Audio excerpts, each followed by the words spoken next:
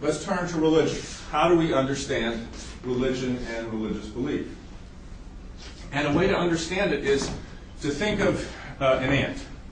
If you go into a field, sometimes you will see a few ants leave the ground where they generally dwell, and they crawl up onto the top of a blade of grass, which makes them vulnerable to be eaten by cows or sheep.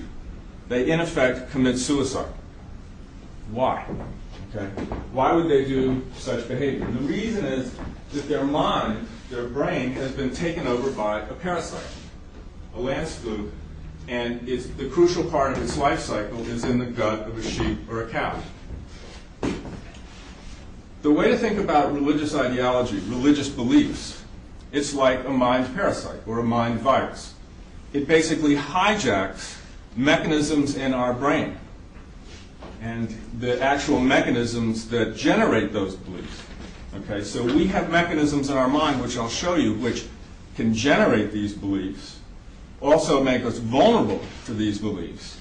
And these religious ideologies have been honed over years and years and years to be very effective at hijacking or parasitizing these capacities that we have. A way to think about religious ideas are that they are extraordinary use of everyday cognition.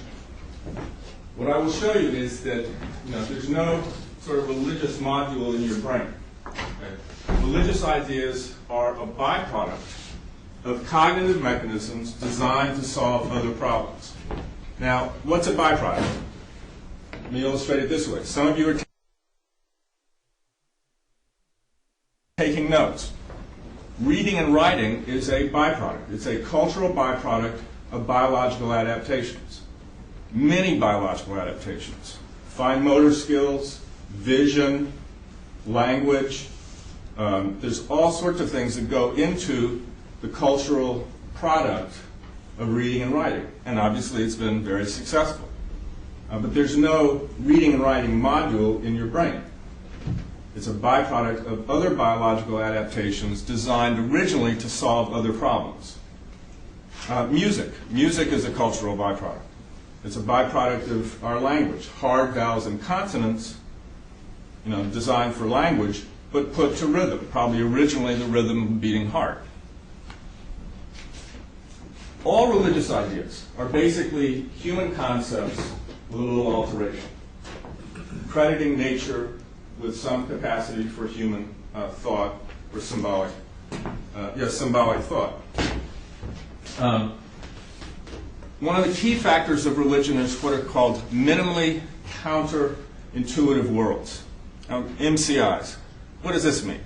If I tell you that a tree out there will study your law books, take your exams, cook spaghetti, park your car, you're not going to buy me on that, okay?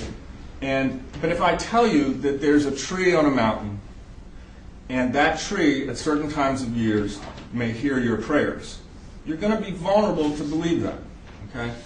And this is true of all religious ideas that make them attention-arresting and memorable, okay? They are a slight violation of expected norms, just a slight violation, but it leaves all the other expected norms and knowledge in place. Okay? If you think of the current views of God, okay, God is everywhere, he can go through physical objects, but if you take one step back, all the other human capacities and expectations are there. God thinks, perceives, hears, communicates, he can understand my slightly accented Southern English. But there's all the normal, expected, intuitive knowledge with one slight alteration. And this is true of all religious ideas, and that's what grabs our attention. Okay. I want to move now into sort of some of the mechanisms.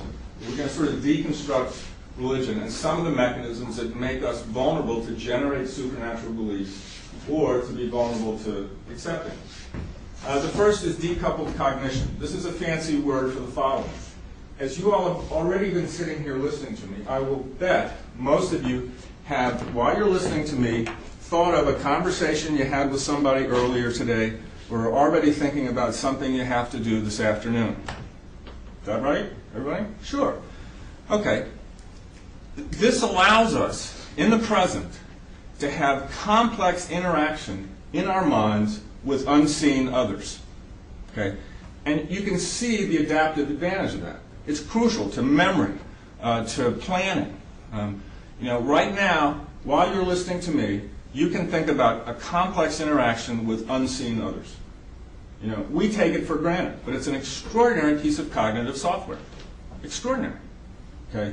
And you can see that that is just sort of one step away from communicating with a dead ancestor or communicating with a god. Now, I see here people that have got gray hairs like me, and so there are people that, through their lives they've lost. I'm sure, I do, you have moments where you're still communicating with somebody who's not here. You go to the grave, you talk to them. It's a human attribute. And you can see that, religious ideas can very quickly grab onto that.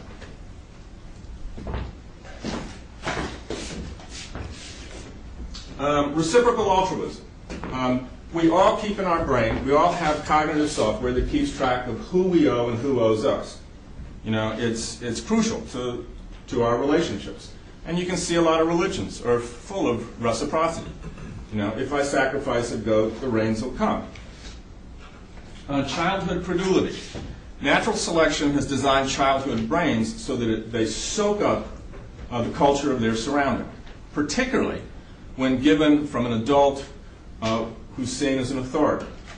And how else do we learn, not to go run in the street? All of us connected to this are much more vulnerable to authority than any of us would like to believe. Everybody here familiar with the Stanley Milgram experiments? Okay. Those who aren't, look it up on Google. It's very uncomfortable. Basically, Milgram showed that people will follow directions to give others lethal shocks as long as there's an authority telling them to do it, even though the person may get uncomfortable. And if you want to see something really unsettling, look at the videotapes from the Milgram experiments. But basically what he shows is that we are all exquisitely vulnerable to authority, much more so than we are aware of. And you can see how that would have survival value. The attachment system. And when we are distressed, what do? We turn to a caretaker. The attachment system is one of the oldest and crucial to mammals.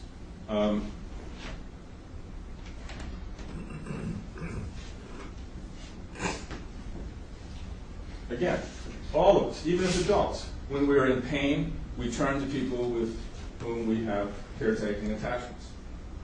Okay. What are a lot of religions? You turn to a caretaker, a super parent, so to speak, or a super caretaker. The attachment system is part of romantic love. When we form long-term relationships with individuals, it's that attachment system, even as an adult. But even the capacity for romantic love is hijacked by religions.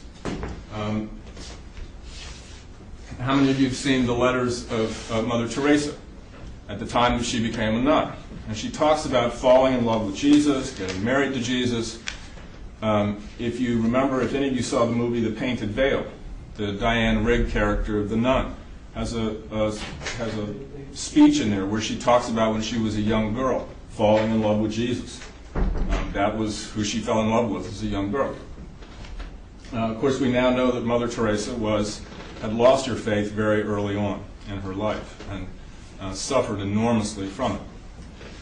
When you look at this picture, think for a moment what it calls up in your mind.